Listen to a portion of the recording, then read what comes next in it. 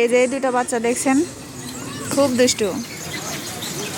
যে কোনো গাড়ি যাচ্ছে দেখেন, আশেপাশে থেকে খোয়াগুলো আছে সেগুলো ভ্যানের উপরে আর অটোরিকশার উপরে ছুঁড়ে মারছে। আর এটা কেশরহাট মোহনপুর থানা, এখানে প্রাইমারি স্কুল আছে কেশরহাট। এখানে ছুটির সময় আমি এ সময় আসছিলাম, এ সময় দেখছি ঠিক এই দুইটা বাচ্চা সাইকেলটা রেখে যেগুলো ভ্যান যাচ্ছে ওখান থেকে ইট খোয়া ভ্যানের উপরে আর অটোরিকশার উপরে ছুঁড়ে মারছে। ওরা পেছন দিকে তাকিয়ে কিছু বলছে না। আমি ওদেরকে নিষেধ করার পরেও তারা বলছে যে আমি বললাম তাদের স্যারকে বলে দেবো, সে বলছে কালকে থেকে স্কুল ছুটি, মানে ভোটের আগের দিনের এই ভিডিওটা।